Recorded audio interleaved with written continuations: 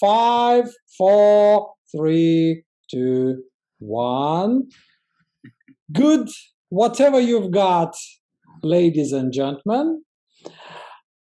For me, in Kiev, today I'm in Kiev, in Ukraine, and for me this is evening. For you, I believe it's still good time, whatever it is.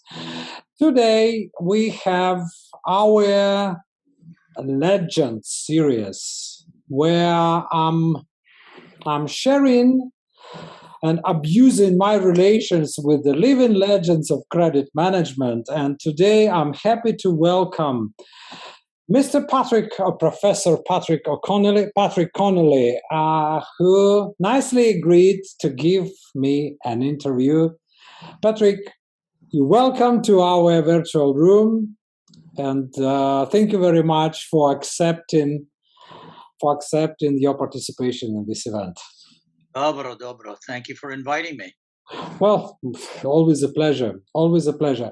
As I said, ladies and gentlemen, Patrick spent, I'm sure, about 40 years, don't know if more, but we will discover today.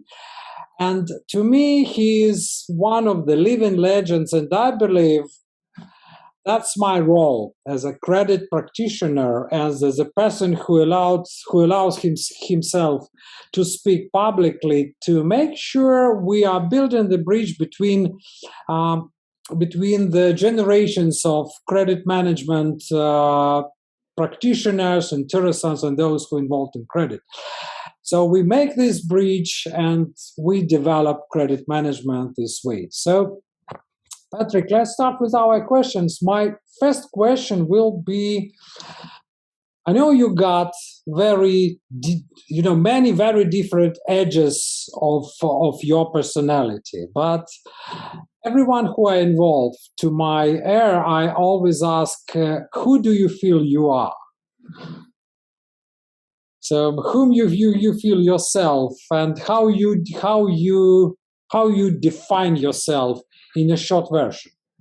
Interesting. Well, I've always defined myself by what I do, which is why I have stayed most of my life with an amalgam of educator and employer developer. That's how I got into credit. It's how I got into customer risk management and business development and global trade development. It allows me to continue to learn, because there is no better learning environment than the classroom. If you're teaching at the undergraduate or the graduate level at university, and you're in a vibrant field that's growing, like risk management globally, which includes all of the features we discuss regularly, you have the opportunity to be challenged by new, younger minds who, particularly in the MBA program, are employed and are challenged by these different parts of business. So they challenge me. I am challenged to respond. I return it to them. They take it back to the marketplace, and they continue to grow. And that's do you challenge them? And do you challenge them? Because that's interesting. Interesting thing, and I was always thinking about that. When you speak with, let's say, C-suite managers, let's say board members, and so on and so forth, being credit manager, obviously more experience with the deeper experience in credit management, and it becomes an interesting challenge for both sides, because you challenge them, you challenge their decisions, and it's become difficult and quite interesting situation where they face a credit manager who normally reporting to CFO or to CEO or to somebody else, let's say board level, but it's not like board says what to do. Right. The credit manager who says to board what is needed to be done in order to achieve. Well, the answer from the board, here's an interesting aspect of what we have done in our lives. Yes. When you start out, You're a credit analyst in the back office. Yes. When people want your opinion, they give it to you, and Yeah. that's because there is no capacity for you to demonstrate what you bring to the organization. When you start with the company, you bring nothing. You're carta blanca. You're an intelligent person with a good memory. You like the paycheck. You come to work every day. You're reasonably loyal. Those are the things you bring to the table. That will not get you a seat at the board or the advisory council. It Yeah. will merely keep you employed while you're learning and growing. So the more diversity you introduce in your own life, which is an interesting side discussion to a book I've just collaborated on with two of my colleagues, Mm-hmm. which involves rethinking human capital. We have skills, we have competencies that we are at various levels of acquiring. The more of those we have, the more valuable we are, the higher the potential that when you start to express opinions, you will get a seat in the project. You will get a seat at the table. You will become more respected. You will be able to more quickly and more effectively grow your profession. All right. Now, the person who's at the lowest level of the rung will listen to me speak in a meeting and come back and say, are you just being arrogant? So what are you talking about? Well, we know that you worked your way up to a senior vice president in a multinational Ah. corporation. Are you just bragging about that? You are missing the point of the conversation. I started where you started. I collected money. I analyzed files. I worked with customers, and I did it for 40 years. At the end of the 40 years, my counsel was sought by chief executives of major multinational corporations, my own board of directors. You don't get there without acquiring a skill set. You know what that skill set is. And 9 out of 10 people will say, what are you talking about? Skill set. I said, do you think that picking up the phone, looking at a trial balance, and collecting money against an outstanding debt is going to get you a seat in the table? Well, probably not, but I have no other opportunity. So you mean you are being barred from acquiring alternative skill sets to complement your skill inventory to be viewed as a more competent person and more appropriate for promotion? Are you saying that you're cut out of that?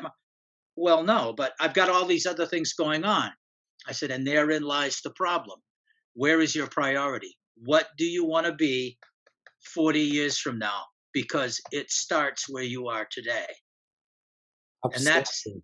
that's how we get to where we are at this point. Yes, and I will just add there is a significant difference between the skills you got and all the properties of who you are, even your personality and the value you bring. It's always a significant difference between the two, and the value you bring is always makes sure something. Indeed. Yeah. Okay. So I I believe everybody knows now who do you feel you are, and let's start to discover the legend of Patrick Connelly. My first question, Patrick, what was your first job?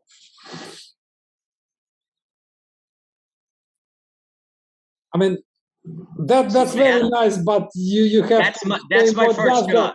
Yeah. That's my first job. So you were a soldier.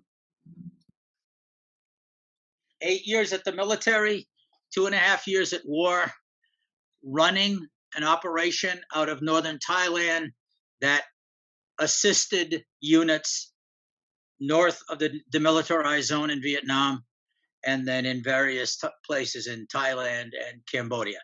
That was the singularly most stressful environment I made it through almost my entire 2.5 years without being wounded, and I had an unfortunate event at the Tet Offensive in 1968, and spent about 4 weeks in the hospital and some recovery time, and then came back to the States. Went to university, Mm-hmm. did 4 years in two.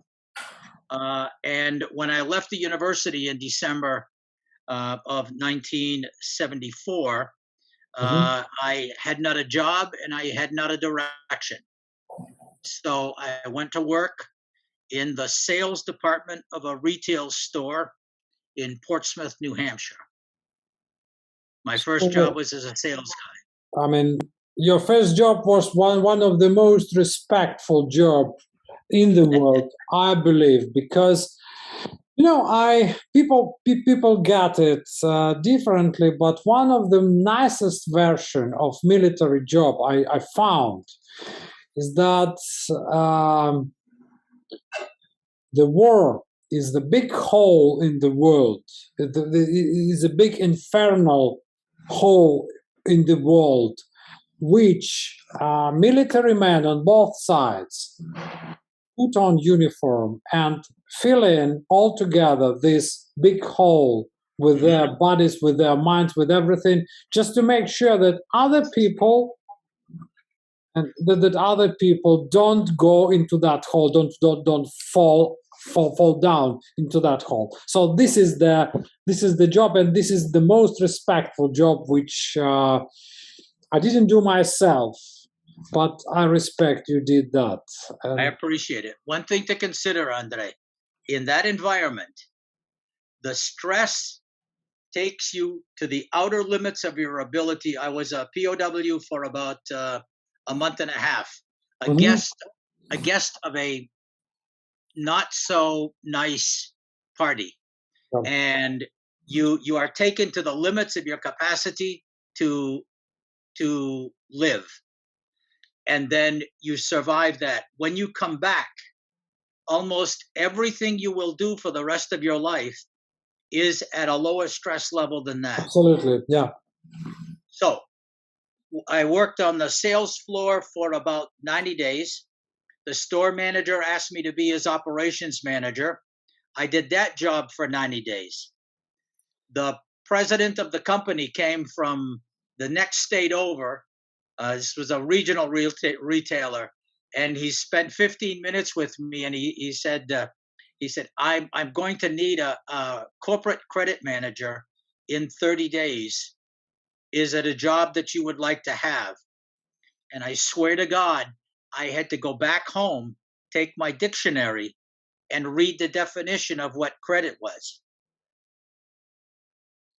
I called him up the next day, and after talking with my friend who was the store manager, he said, it's a tremendous opportunity. He says, you're going to be running a corporate operation. He says, what do you got? 6 months of business experience? He said, take it and run with it. So I spent 5 years in retail credit as a corporate credit executive with lots of opportunities. We were going through our Equal Credit Opportunity Act period. So I was involved with lawyers. I was involved with everything. I had the computer room, an IBM 360 with spooling for printing. You probably don't even remember that. I know, no, I do remember. I do remember because I grew up in Soviet Union, and our computers were not the most advanced in the world. So I still seen rooms, computers Yep. which were, the size which were taking the size of the room. Indeed, indeed. So 5 years of that, and then I was courted away, um, interestingly enough, by a Boston recruiter who was on vacation in Maine, where my office was, and he was watching me operate in this huge space. My office was enormous; it had 60 people in it, and he took me to lunch, and he said I'm actually here for a client, but I'm on my vacation. Do you have a resume? I can bring one in tomorrow. That night, I created my first resume. Oh, I really? brought it in the next day. A week later, I was working for a manufacturer of a very new product called a word processor. Wang Laboratories in Chelmsford, Mass, introduced the IBM Selectric typewriter Yeah. with a video screen and a floppy disk that was that big, and they had 35% market share. And I became their assistant corporate credit manager. And within a year, was offered the opportunity to build from scratch Wang Credit Corporation. There was a time when leasing these packages for equipment were the rage, and everybody was doing it. There was a tax benefit that was astronomical, Yeah. and we would package them for sale into the secondary market. So you're into Wall Street, you're into basic credit collection. I had a credit department, I had a collection department. I mean, it was old west for me. It was so much fun. They unfortunately made a very, very poor business decision. The founder died, An Wang. His son was not his father, and I could see the business getting ready to be sold or tanked. And I was recruited by a guy out of Atlanta, long since passed from my memory, for a company called Sperry Corporation. They were mainframe computer manufacturers Mhm. based in Pennsylvania.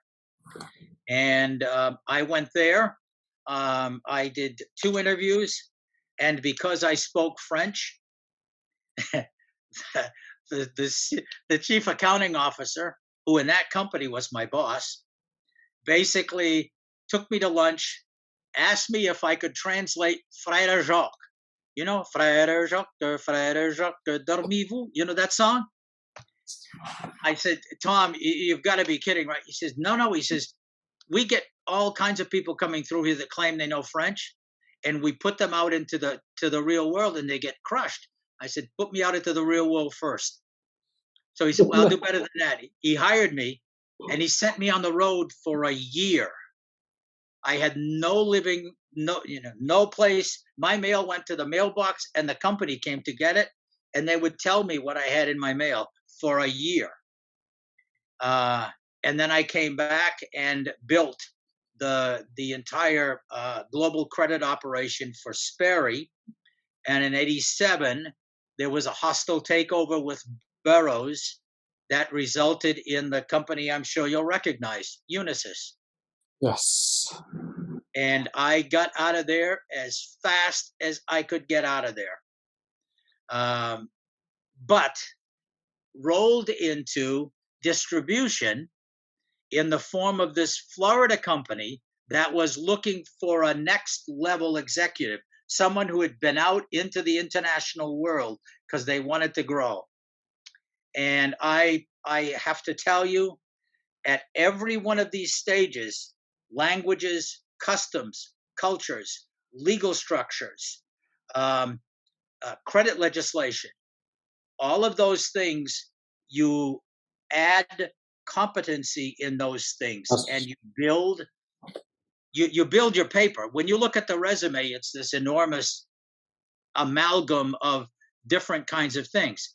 But if you want to sit in the chair at the table in 40 years, this is what you do. You can't rely on somebody else to kind of shepherd you through these systems. If you can't demonstrate value, Absolutely. you're not going to get attention. So anyway, that I was with Tech Data, that has now been sold, and it's now TD Synex. Synex was one of our biggest competitors. Did that for 10 years, and then was asked to go to China and introduce trade credit risk management there, that I did for 10 years. And now I'm sitting in my office, and I'm finishing a book on the history of my New Hampshire hometown in the colonial period. We've just finished Rethinking Human Capital, and I'm doing law work for my family. Other than that, I've got nothing going on. I'm bored to death. I don't believe you're bored. As long as you do researches, which is my dream. But I believe I will have my chance. But you actually answered my second question. How did you get into credit? And I believe you demonstrated one of the most exceptional examples in the credit management career, because you went into credit from sales. Well, at least technically, you became a salesman and then you moved into credit. Why I highlighted that? Because the more successful credit managers I know, the more people, the more credit professionals say that one of the most important things in the success of credit manager is relations with sales department. Right. There are lots of people who believe we're supposed to control sales, which is very far from being truth. We're supposed to support. And to me personally, I don't know about the audience. By the way, ladies and gentlemen, please, if you got questions to Patrick, today to Patrick only, it's not about me at all. Please type them in chat. Today we got interview. I got very light role today. But please type them in the chat, and we will try to answer them. I say we because I will have to represent them to Patrick, and but we continue. We know that before you roll on, let me reinforce something. Yes. Your observation about sales. Let's be really candid. You've had it, most of the audience that has been in credit for any period of time very well understands financial statements, income statement, balance sheet, cash flows. They understand all that. What runs a business into success is the top line. Without the top line, you have nothing. That does not mean you have to approve every order that comes through. It does not mean you have to kowtow to individuals who may or may not know what in the hell they're doing, but may have the mantle by reason of their position as a salesman.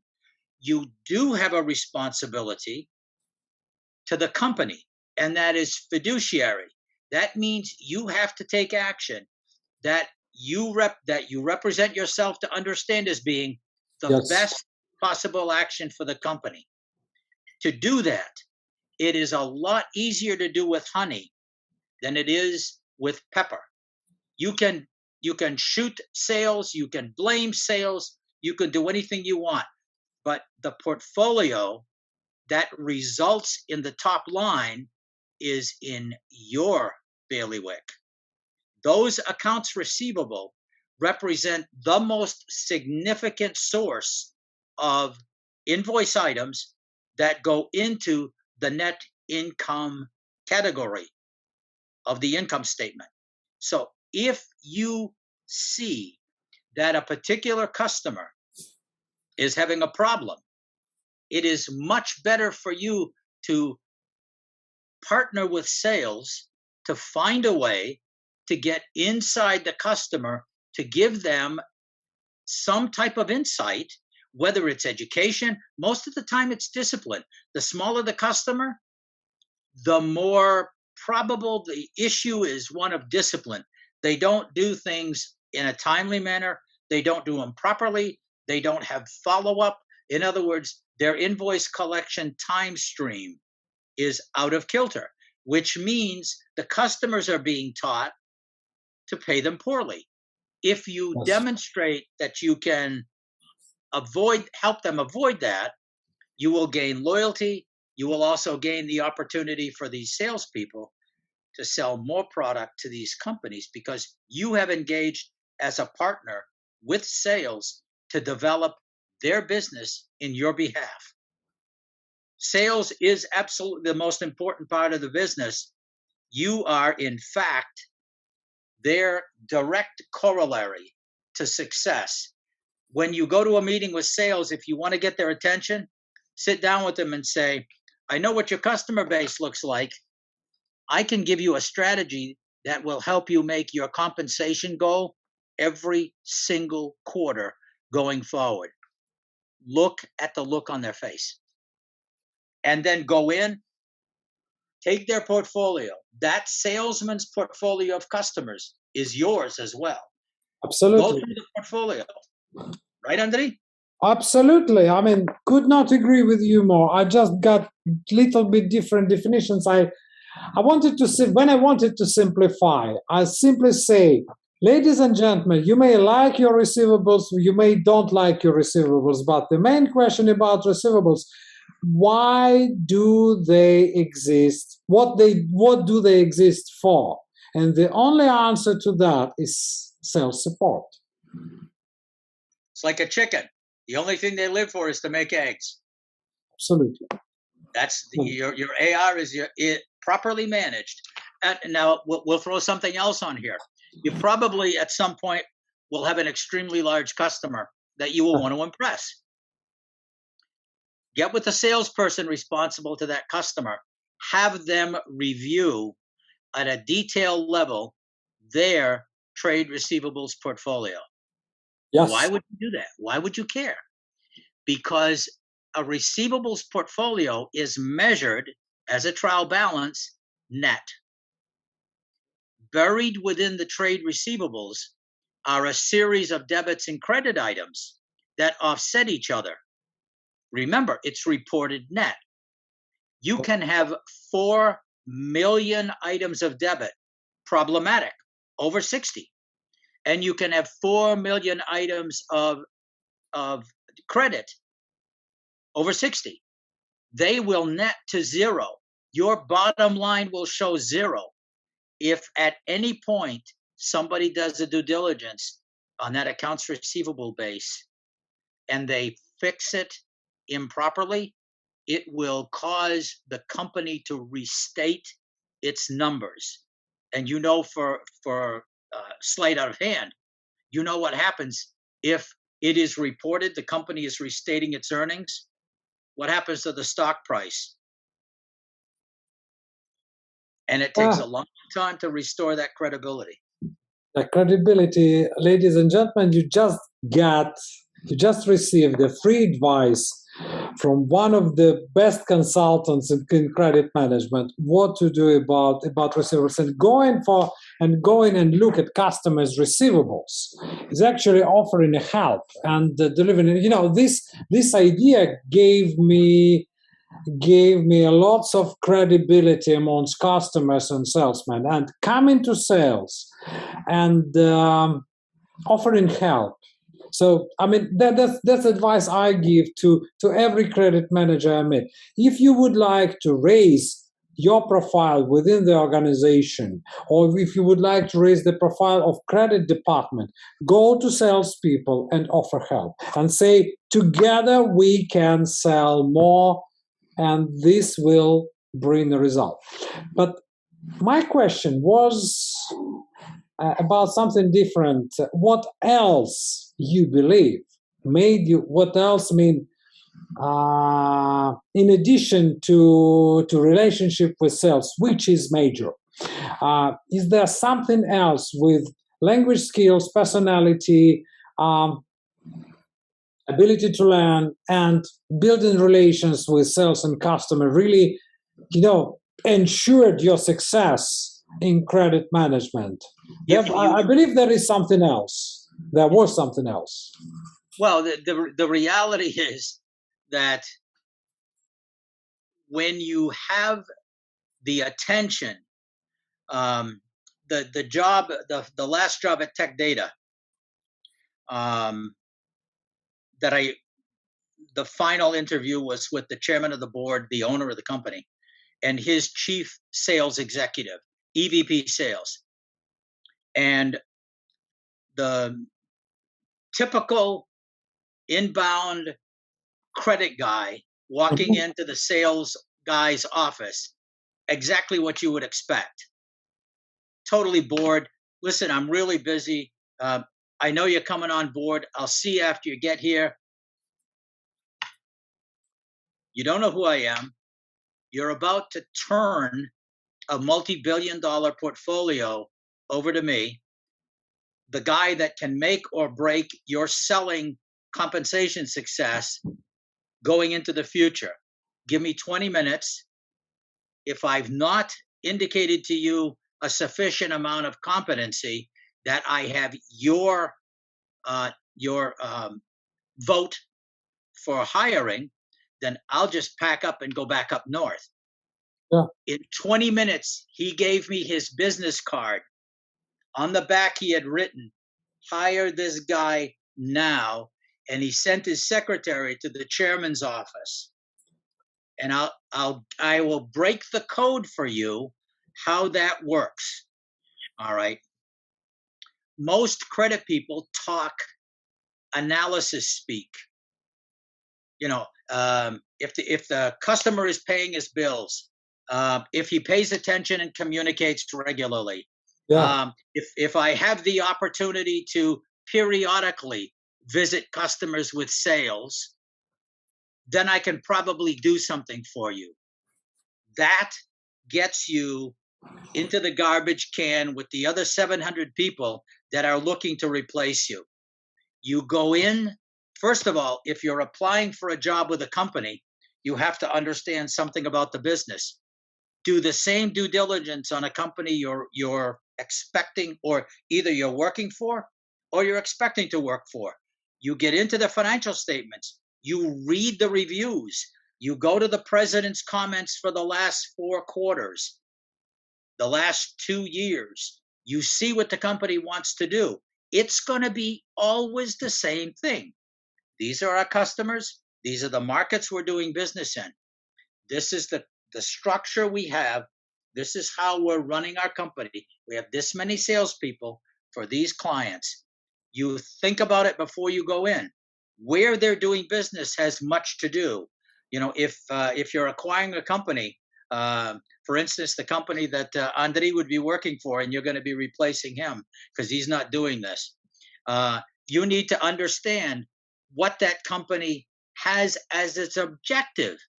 Are they looking to acquire in the market? In which case, you have the ability to presciently look at what potential clients they might have and to come in with a couple of rank order. Yeah, if I were you and I had your objectives, the first thing these guys say, what do you know about my objectives? Just being able to answer that question, 90% of the people that are competing with you for the job just Yeah. went down the tubes. You demonstrate you are a cut above the average. You roll into that. I'm fortunate enough to have had experience in those markets, in those products, in those situations, with those challenges. You tell somebody that you've done credit insurance analysis on customers, you've done uh, the other financial, the creative financial techniques used in Italy, and you understand how that can be turned to the interest of the organization. You demonstrate those competencies at the front end. You feel the questions. They're going to hit you with questions. Well, how would you handle? How would you do this? You give it your best shot in a vacuum, and it will separate you from the norm. But these are the competencies that you acquire across time, and as they accumulate, the larger the more aggressive the opportunities that you seek, the larger the opportunity, the easier it is for you to differentiate yourself from your peers who are all looking to make you look like a fool because they want to be where you are right now. So when Tech Data said we want to acquire in 38 countries, and you're the guy that does the due diligence, great. The first thing you do is go out and you meet with the chief executive and the chief financial executive for each of those units.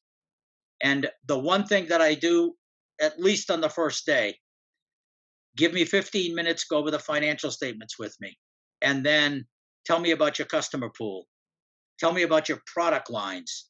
Tell me about your priorities. And by the third day, when you come back in that office, you have a strategy to work with the pyramid of customers they have. Love pyramids. They enable you to differentiate the customers resident in the base. So your riskiest customers are going to be your top 20% of your customer base. They are also 80% of your income stream. You Yes. manage that base, you're home free. You work with the customers that are in that pool and successfully engage with them. Your salespeople never miss a compensation target because you not only know who they are, but you know what their credit line is, what their turnover rate is, what the probability is that they're going to be able to meet the objectives that the salesperson has set. And if they won't, you also know the next tier so that you could, in fact, guide them to fill in to make sure that they, at every quarterly analysis that's done, they've met their objectives. You do that one or two times, these salespeople will be taking you to lunch, picking your brain for how you do what you do. And that's when you really become valuable. You get inside the sales organization. You teach their new people that philosophy.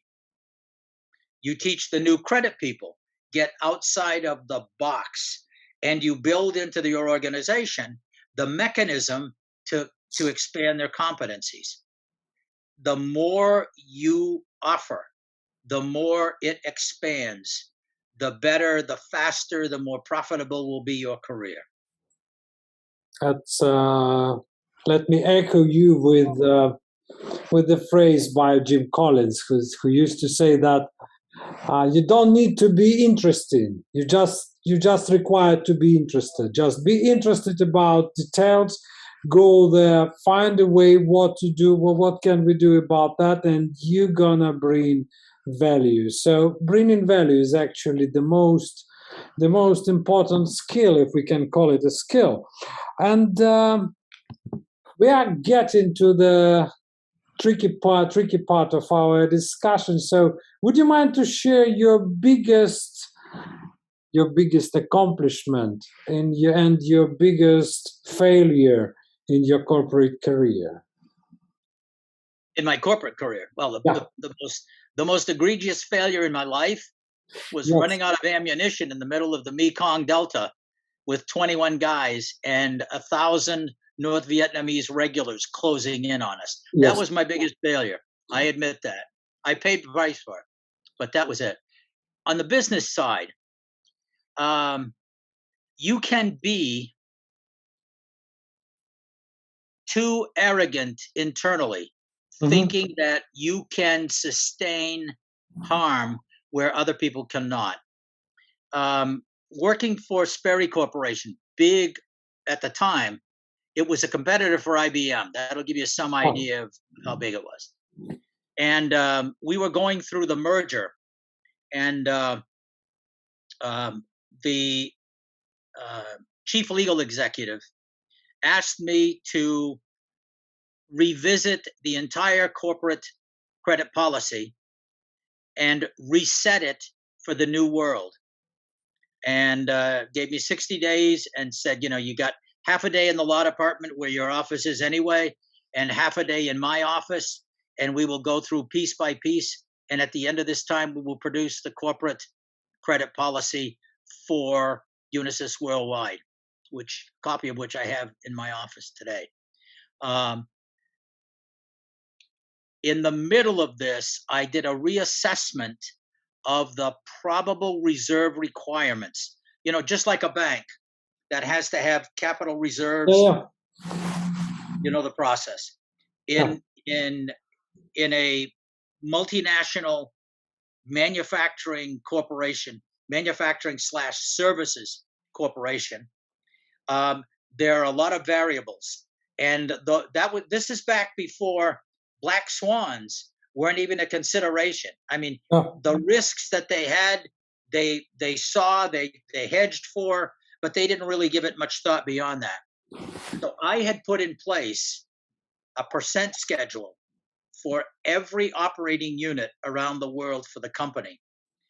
Before I got a chance to share it with the CFO, a colleague of mine who worked in the accounting department, very well placed, very well respected, he and I had a meeting, and I said, I'm working on a reset of the schedules, and I'll show it to you, but they've not been approved yet. He was, at the time, he was still banging on eight cylinders. It wasn't that he had a mind problem. It was just he had no mechanism to get out of the office. And they gave him the opportunity to go to England. And what he did was he played the role. Corporate office guy from the accounting department in England, and it started to get out of hand, and he just blurted out the new percentages, and they went insane because they thought on the next writing of the plan those would be the numbers. And sales guys like to play with those numbers because it's an Yeah. automatic hedge for revenue for the next quarter, right? So 2 days later, he comes back. I get called into the office by the CFO, who basically has him standing at the door with my old boss. And he asks me outright, he says, Pat, I just got yelled at by the CFO of the European division. He said, are there changes in the percentage requirements for the reserve? And I said, anticipated, yes. He said, have they been released? Not have you released them? Have they been released? And I said, my understanding is that they were discussed in Europe. And he never asked me if I discussed them. But the guy who did was standing in the doorway on the left side. He was looking to see if I would throw him under the bus. And I didn't. My arrogance thought instantaneously, I'm younger, I'm more vibrant, I've got more options. If he gets tailed with this, they're going to fire his butt. 3 kids, a wife. At the end of his career, he'll never get another job. So that was my biggest failure. I did it intentionally. I make no bones about it.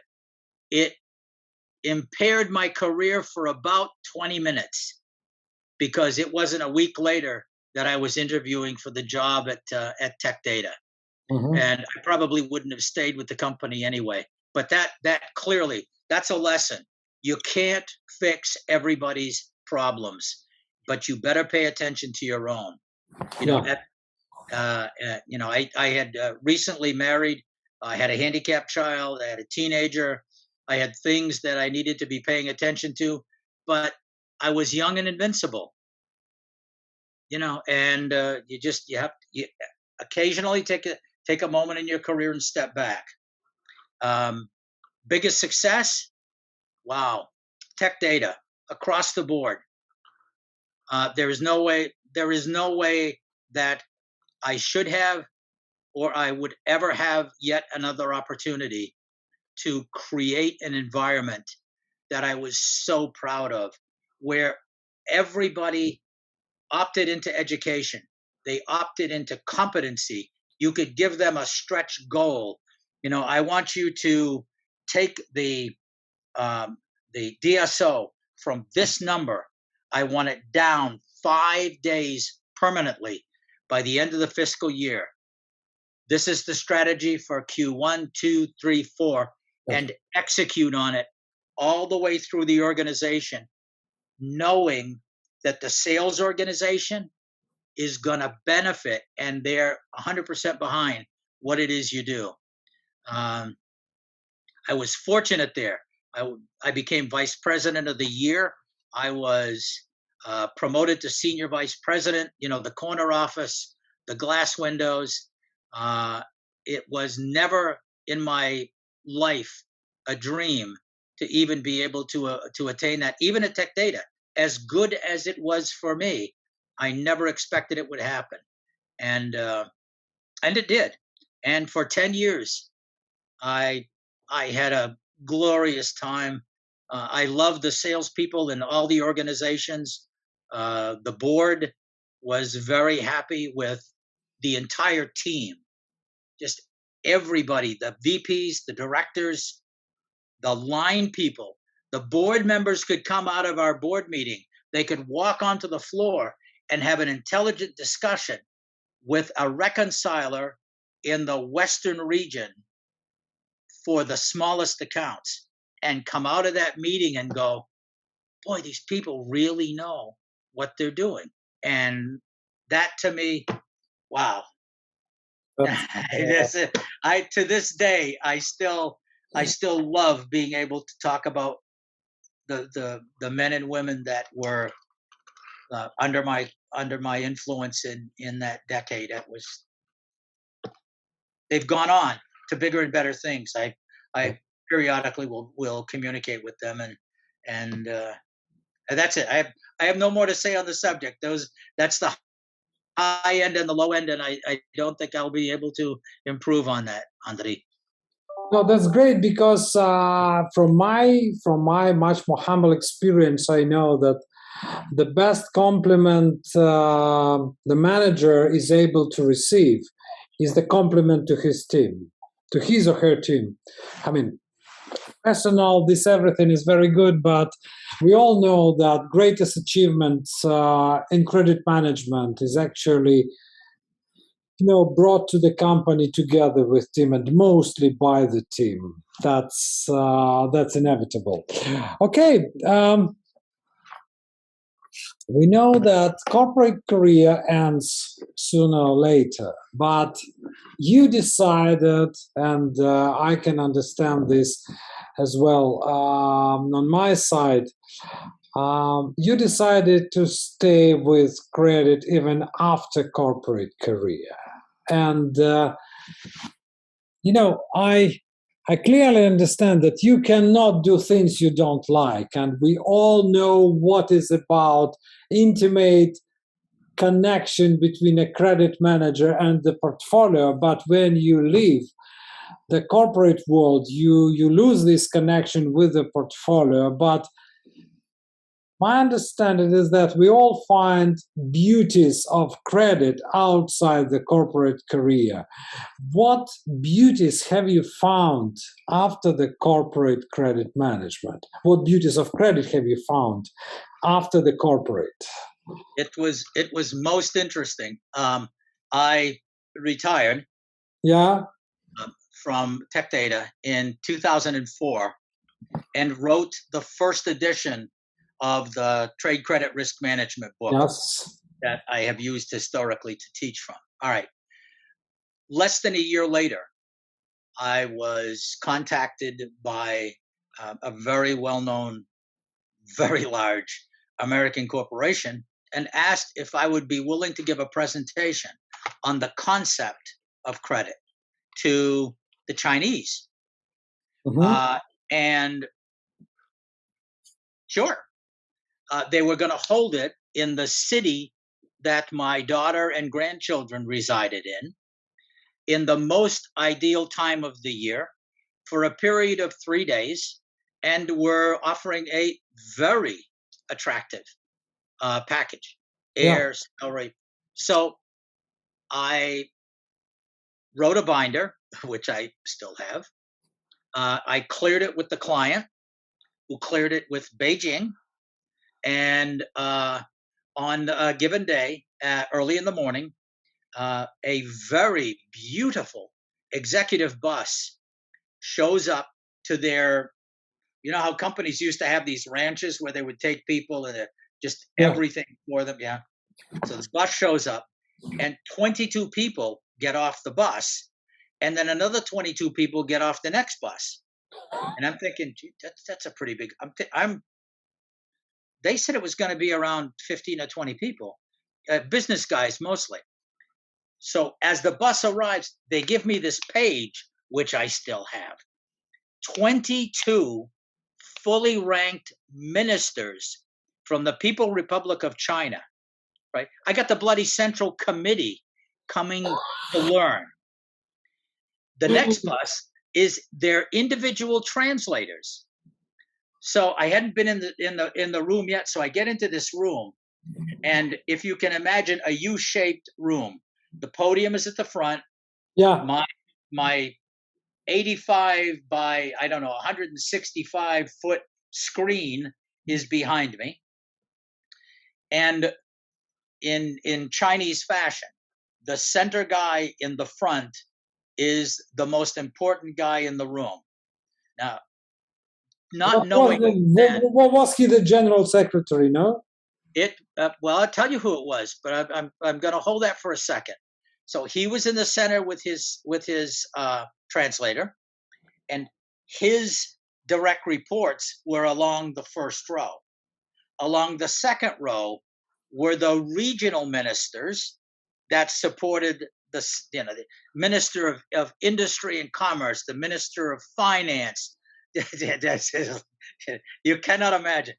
So as I'm watching these guys pile in and I'm reading these names on the list, the guy in the center at the front of the pack was Xi Jinping.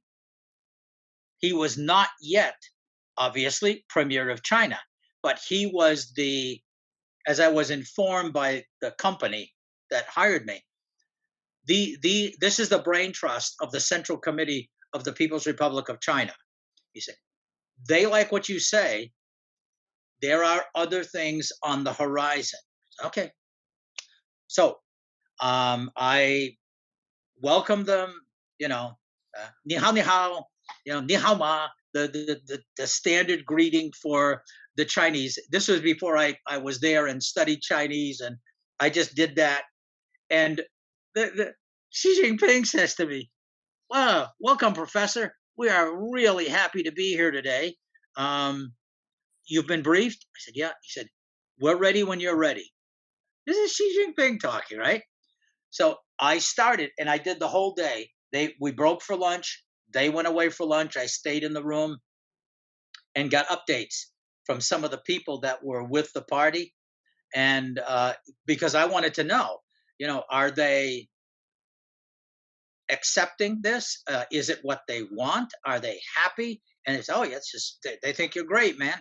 It's like, you've done this before. It's 1 or 2 or 3 years. So anyway, we got through the first day. Come into the afternoon of the first day. They're getting ready to leave. The number 3 guy from Xi Jinping comes up and he says, "Professor," he says, "we have a really good understanding of the fundamentals of this practice." He said, "We're trying to put together a system that will incorporate every possible aspect of risk, personal, commercial, industrial, governmental, all of the pieces, all of the variables." And he said, "We'd like to do that tomorrow. Would you give it some thought tonight?"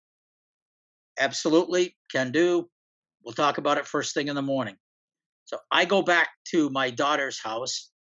I spend from 9 o'clock at night until 4 o'clock in the morning designing a process.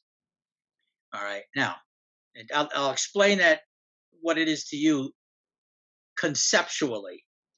And then at the end of this little discussion, I'll tell you what it evolved into. So they come in the next day, and I basically explained it as, my friends, this is merely another project management exercise. I said, what we need to do is to define what you want on the project. So you remember the big white sheets of paper that you use when you're working on projects in a business?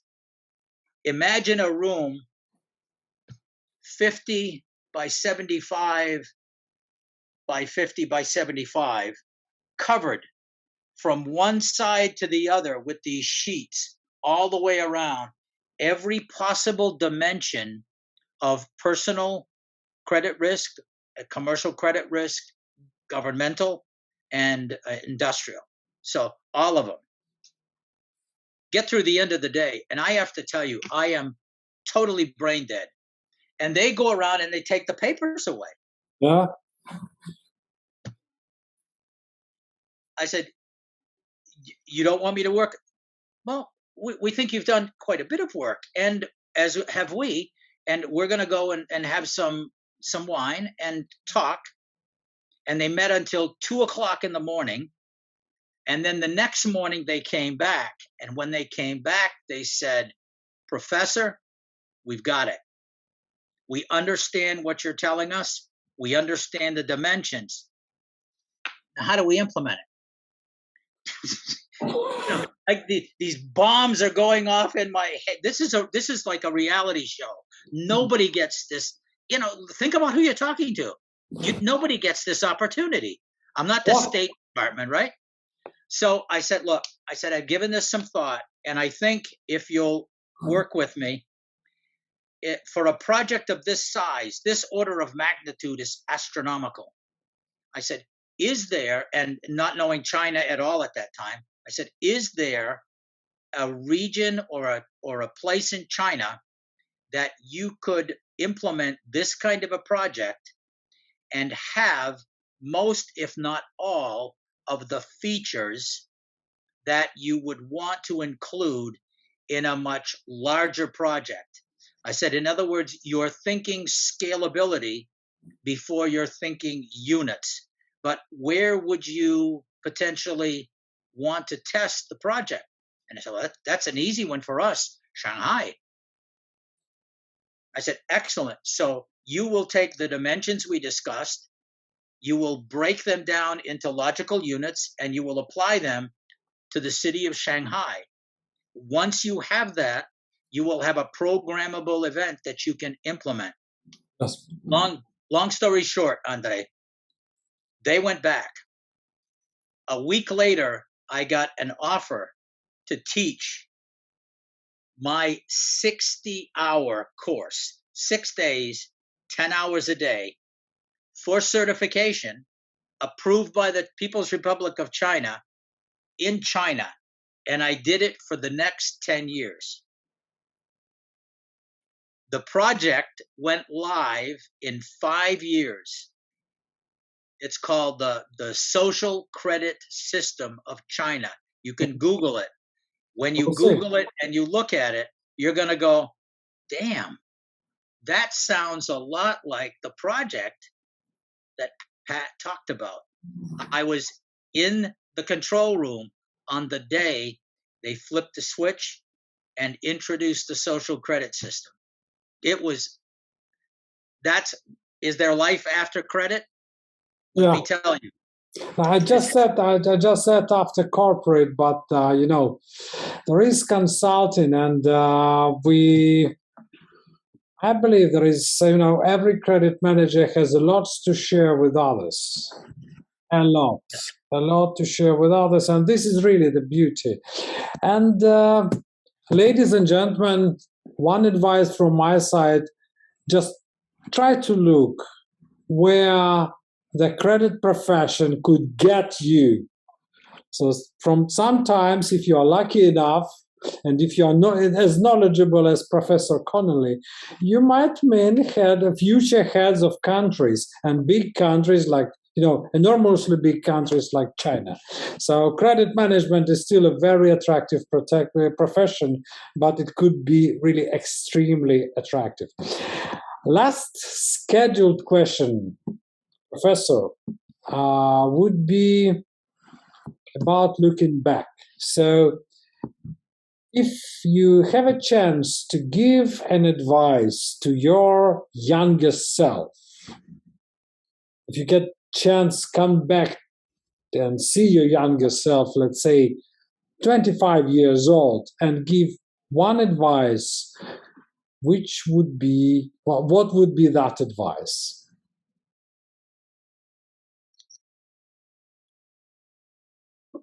That's an incredibly challenging question.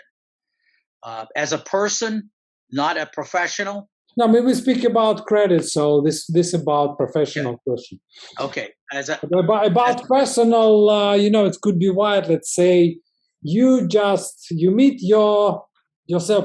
You became credit manager about 30 years old, if I understood correctly. That's correct. Yep. So that's more or less the time I became credit controller. So, and myself, that's why I put this question into the schedule, because there are lots of younger people who are beginning their credit career, and especially now, this is quite a difficult time in credit management. So if we can give them an advice, it's not advice to you, it's advice to people who are, I said in the beginning, we are building bridges between generations of credit managers. So today, I'm asking you to get to the most young generation of credit managers and give them a small advice. Two pieces of information that are critical to your success. Never lose heart. You will hit walls, especially as you're growing your career in countries that don't generally accept credit risk management as a profession. They think it's part of the accounting back office. Do not lose heart. When you propose change and you send it someplace, maintain a copy of it. Copy yourself on the document that you use to put forward. I cannot tell you how many years people would take the ideas that I had proposed, put their name on the bottom and send it forward, and enjoy a promotion at some point in the organization. You learn after a while. You create the relationships you need to have. If you need to be a person of interest to a sales manager, go introduce yourself. Get on the docket. Go tell them why you want to meet with them. You believe there are serious things they could do to help make sure they never miss either their compensation bonus or their targets. Have that discussion. Have it once. You'll be introduced into the environment that makes you comfortable having future discussions. And pretty much, if there is a possibility to retain a humble attitude, that will work very well in your interest until there is a challenge that you have to overcome, at which point you shed the mantle of propriety and you move forward with all of your guns blazing. You put everything on the table. You give them as much information as they need to assess your competency, your thinking process, and your ability. Yeah, that's exactly right. And that would be it. I think those are the most important. The rest you'll work out. Well, from my side, ladies and gentlemen, I will just reconfirm that failure to do what Patrick just said will make you extremely sad in the end, because one day I've seen how the job of me and my team were acquired by somebody, with putting their names on it. And technically, I was unable to do anything, but finally, now I regret about it, because that was my job as a manager, is to stand up and say, this job was stolen from us. This is our job. And please, we at least we don't ask for money, but please give us our recognition. That's, by the way, the job of a credit manager is the main task of the commander is to protect his team. Patrick, thank you very much for our scheduled question. We've got one question from the floor. I believe you remember Paolo Di Stefano. Sure. Yeah, the Lego guy from He's you still might. alive? Well, Paulo's if you are, I still mean, alive? yes, I believe he's even, throwing the shadow and got his reflection in the mirror. So I believe he's alive. Paolo, grazie mille. Thank you very much for your questions. And he has a quite interesting question. How do you see credit professionals in 5 years' time? What is the, I mean, just how do you see? He said, I mean, in the context of the new technology and artificial intelligence raise an Yeah. importance. I mean, okay, Yeah. let me add a bit. Do you have any scare about credit managers replaced by computers? Well, let me answer Paulo's questions Yes, in the sure. in the context that he wants it answered.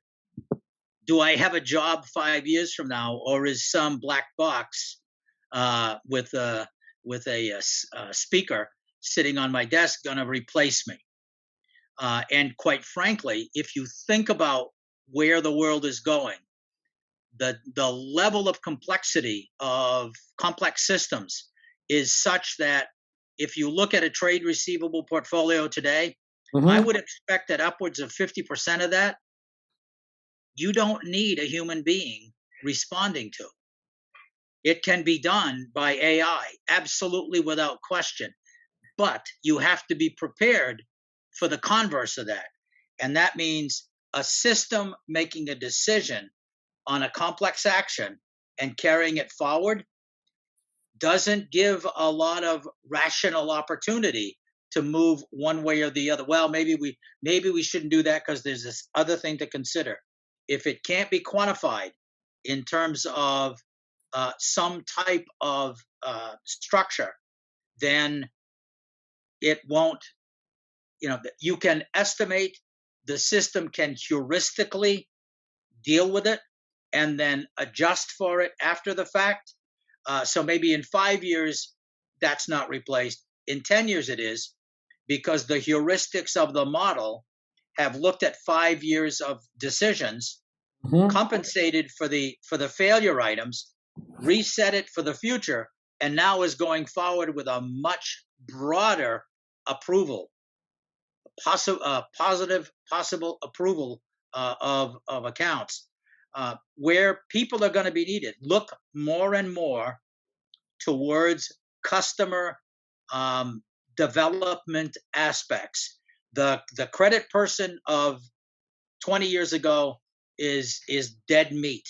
If their competencies have not been expanded to include elements that you're questioning right now, 10 years from now, they'll be retired or they won't be here. The person that's looking at where credit is today is looking at risk management in all of its parameters, the hedges for risk management in all of their parameters, the customer, the elements of particular customer qualification. So industries, regions, aspects of transactions. Is it a lease? Is it a sale? Is it a first time sale? Is it a consistent selling environment under contract? All of those things, definitely computer driven. The one person who survives this battle, Thor, is going to be the guy that sits back with his hammer and waits for the one event that a human intellect is required to resolve. And that person has got to have all of the competencies necessary to give an answer in 5 minutes. And Paolo, that would be you. If you can hear me, this is absolutely, I've met you. I know your environment. I know your capacities. This is you. This is absolutely the job you have developed yourself for. I'm looking at the other names, and regrettably, if I have met you in my sordid past, I apologize for not remembering, but I can tell you that you're all going to face the same thing. Less people, fewer people in the organization. The people that are there, that are residual, are going to be the absolute best in specific areas. They will be areas not easily facilitated by AI, and there are lots of them. Find one, become highly competent in it, and be ready to step up when the company says, we can do 60% of this work by AI. Get rid of all these people, we're going to AI. Who's going to manage the rest? That will be your job, because they won't be able to do it, at least for the foreseeable future, through AI. 10 years from now, all bets are off the table. Yes, and I do believe that there are some properties of a human being which, I mean, in the middle time frame, won't be replaced. And first of them is imagination. When I just had a couple of words, allow myself being host, that computers, being serious, they don't have imagination, and even in credit analysis, we it's a paramount to have it, because I mean, computer is great when in the environment in the environment where the future is predictable by the past, but it is not always so. And human being capacity is to use the imagination and predict future events. So we need to learn more and more how to combine and how to bring combined power of a human being and the computer for the best of organization. And for that, every credit manager has to be really best of the best. That's true. Ladies and gentlemen, I do think, first of all, thank you to Professor Patrick Connelly for today's interview. Patrick, thank you very much for being here. Thank you very much for sharing your ideas and your valuable opinion about everything and sharing your experience. I believe we've got a lot to learn. I personally will be looking at this interview. Hello, Paolo. Still several times and learn and continue to learn. Ladies and gentlemen, thank you very much for finding time and joining us. And if I can recommend something to add to today's session, is that go on Amazon, find Trade Credit Risk Management by Patrick Connelly. Buy this book and learn. And learn, and bring value to your organization. I wish every one of you, to every one of you, I wish high sales, low losses, and as it could be said in environment where I live and where Mr. Connelly grew up, bon crédit. Bon crédit to all. Dobre. Well, to all of you, thank you. Thank you. See you around in the next session. Bye-bye.